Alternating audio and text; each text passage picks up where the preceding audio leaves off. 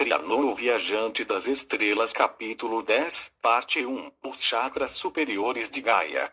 Por Itevaldo Moraes. Oi, caros ouvintes desta novela. Agora quem vai narrar para vocês todos os fatos deste 10º capítulo, parte 1, sou eu. Onde nós falaremos dos 3 chakras superiores do planeta. Eu sou um ser que viveu na época das pirâmides do Egito. Não sou da Terra, mas vivi por muito tempo neste planeta, durante a construção das pirâmides. Foi um período em que eu me encarnava na Terra. Podem me chamar, já que tenho que ter um nome, de Kintaru, com a letra K. Existe muita especulação sobre como foram construídas as pirâmides, como as tecnologias daquela época, que em nada eram avançadas, poderiam ter feito obras tão grandiosas. E olha, hoje são apenas ruínas. Vocês não têm ideia de quão colossal era a estrutura da pirâmide maior. Alguns de vocês estavam lá, só não se lembram.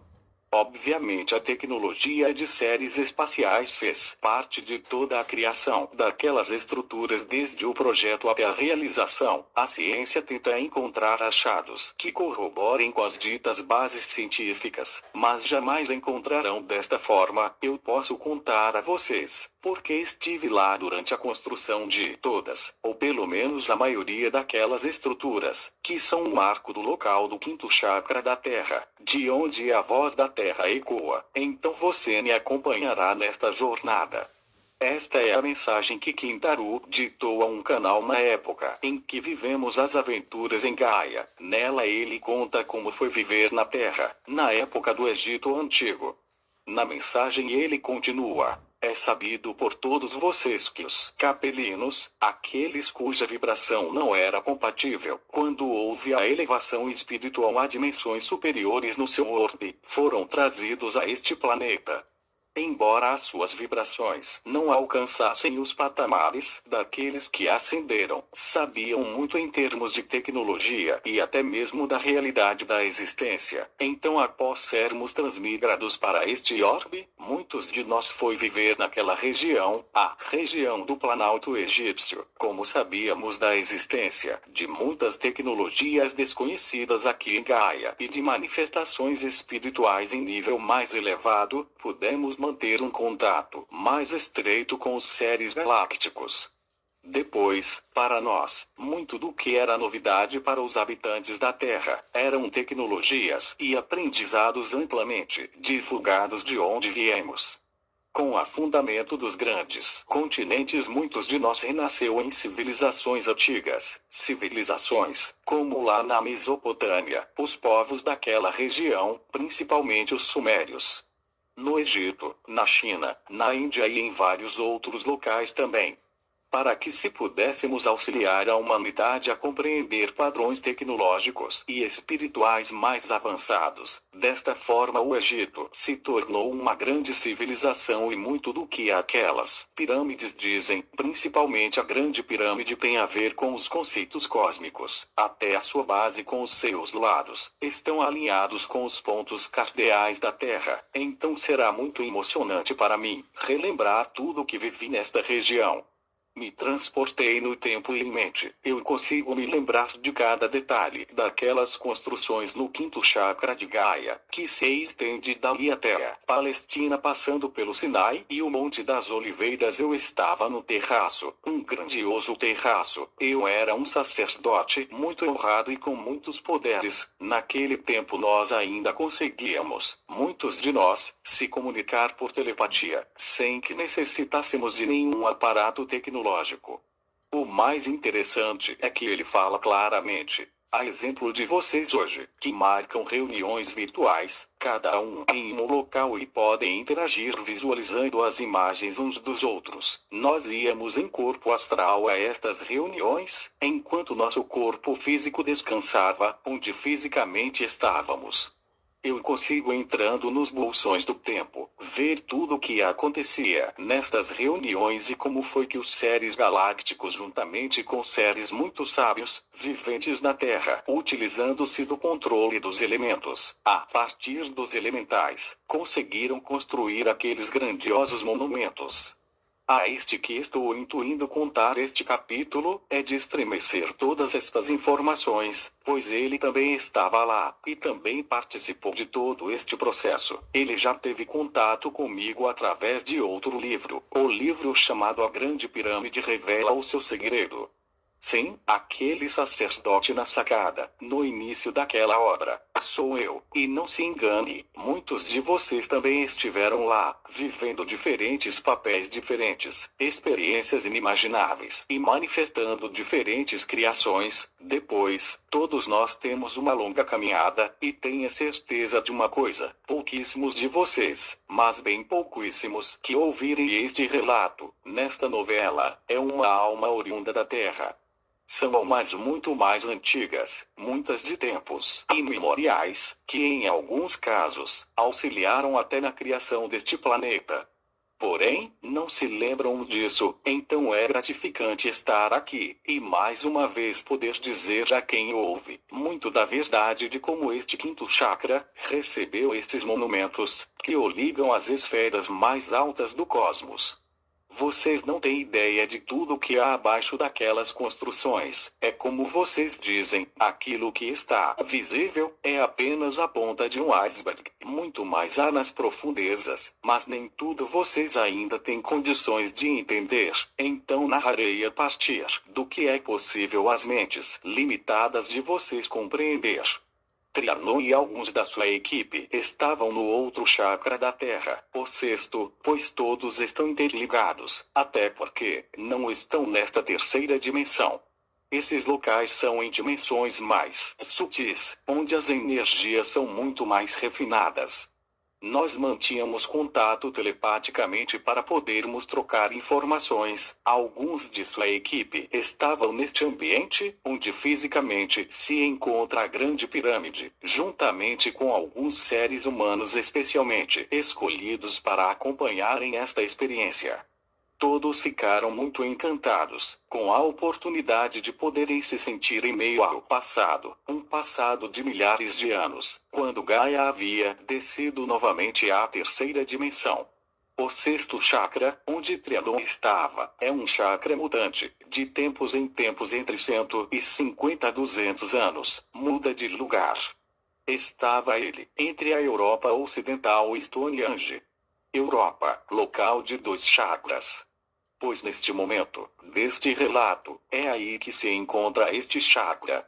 É interessante pensar que se trata do chakra responsável pela clarividência, por observar outros mundos. Então há de se raciocinar que é por este motivo que ele muda constantemente de local na Terra, fazendo com que esteja muito próximo do quarto chakra ou do coração. As pessoas podem não entender o porquê disto, mas a criação parte da mente e se manifesta no coração. Assim, este chakra da mente está relativamente próximo e ligado a Stonehenge. Se você está se perguntando o porquê de há vários capítulos esta novela ter dirigido a sua atenção para este assunto, entenda uma coisa: assim como vossos corpos, antes de mais nada, necessitam estar equilibrados em termos de energia, assim também o é o corpo físico e o corpo energético da Mãe Terra, a Mãe Gaia. Equilibrar os chakras do planeta é um dos primeiros passos para que o equilíbrio de Gaia ocorra, pois vocês, seres humanos, criaram muito desequilíbrio na Terra durante eras e ainda continuam fazendo isto. Assim como se aproxima neste relato desta novela, o tempo em que o planeta entrará no cinturão de fótons, que data dezembro 2012, nós já estamos preparando Gaia para a ascensão planetária. Estes 2 chakras apresentados neste capítulo, ou melhor nesta primeira parte deste capítulo, assim como os outros, são de suma importância, entre tantos que são importantes, pois são os chakras que fazem a energia fluir mais sutilmente em Gaia, devolvendo assim aos seres que vivem na sua superfície a possibilidade de refinarem os seus pensamentos, repensarem os seus sentimentos e modificarem as suas ações. Aqui, no quinto chakra, é possível emanar o som que reverbera em todo o planeta, fazendo com que novas concepções sejam apresentadas, pois é a partir deste chakra que o verbo se torna carne, utilizando-me da expressão contida nas suas escrituras, tidas como sagradas. No sexto chakra, onde as percepções podem ser alcançadas, esta projeção sonora reverbera e possibilita a criação imaginativa, intuitiva e conectada com as altas esferas universais. Estes dois chakras estão, logo anteriormente ao chakra da conexão com o divino, que no ser humano seria o lótus de 1000 pétalas, que no caso da Terra, está localizado em um local já apresentado nesta novela, o Tibete. Lá está a conexão deste planeta com Deus. O quinto chakra, que no ser humano está na garganta, é a manifestação da voz e do que dá sentido ao som. Em sânscrito tem o nome de Vishuddha, o que fica no ser humano no terceiro olho e na terra muda de tempos em tempos. É o Ajna chakra, por fim, o chakra da coroa. No ser humano o lótus de 1000 pétalas tem o nome de Sahasrara. Você pode estar se perguntando por que de gastarmos tanto tempo detalhando a respeito destes chakras. A criação começou de cima para baixo. Entenda bem, de cima para baixo não quer dizer do mais importante para o menos importantes, apenas do que era único para as suas subdivisões. No início era apenas Deus, universal, a consciência universal. Vários nomes são dados. A partir daí, dividiu-se em dois polos, o Deus Pai e o Deus Mãe, que é a representação do Ajna Chakra. Este chakra do terceiro olho, que ainda está longe do físico, se subdividiu em mais pétalas, porque representa apenas os dois polos, representado com 2 pétalas. Acabou se subdividindo no Vishuddha, que são 16 pétalas. O Vishuddha, dele surge o chakra do coração, que tem 12 pétalas, como representação simbólica da subdivisão do que é o Deus como um todo do chakra da coroa. E depois do chakra do coração vem o chakra com 10 pétalas, que é um do pensamento, que já se aproxima muito do físico. Depois dele, vai se retornando o chakra do plexo solar, que tem 6 pétalas, os Svadhisthana, e finalmente, abaixo, como o último, que seria a manifestação física pura, está o Muladhara com apenas 4 pétalas. A criação não começou dos seres individualizados que você ou eu somos. Ela começou do ser uno, da consciência una, e veio se subdividindo até chegar à unidade, que tem como missão retornar o mais próximo possível do todo.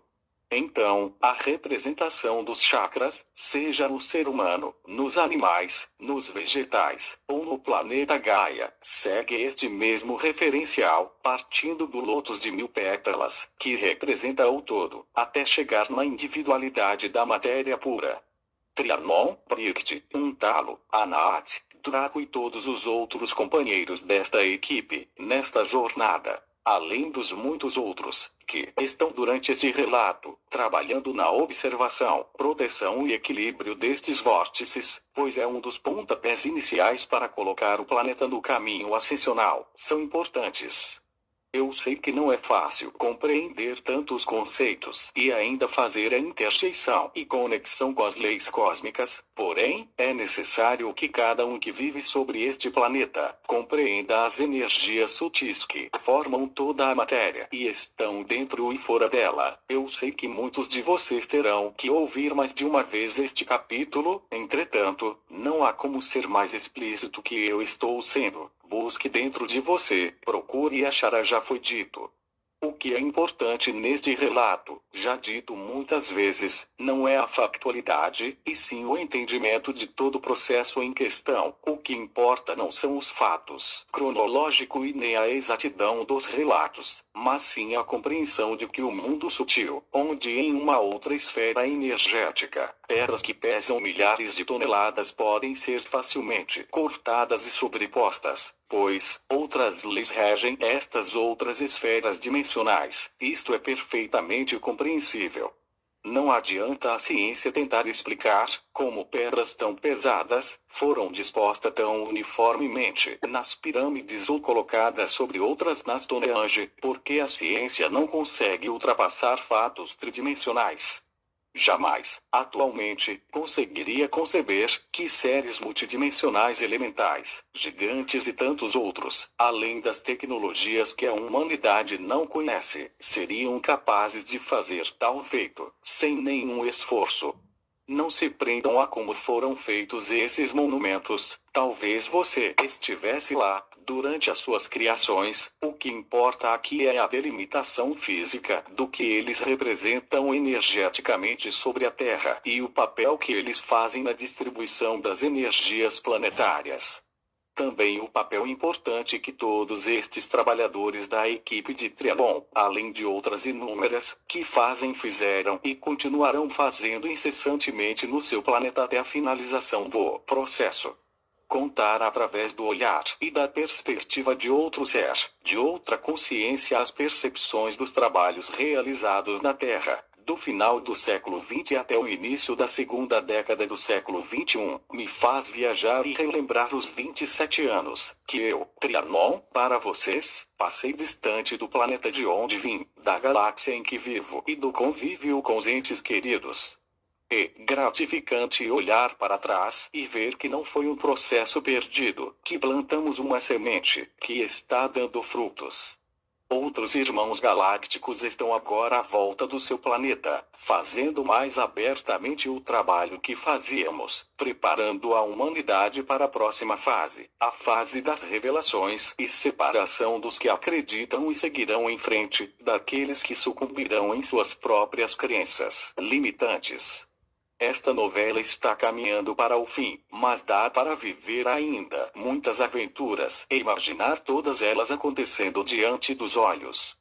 Não perca a segunda parte deste capítulo, acompanhe o desenrolar desta novela, que está chegando ao final. Pense, reflita, medite, pense, reflita, medite, pense, reflita, medite.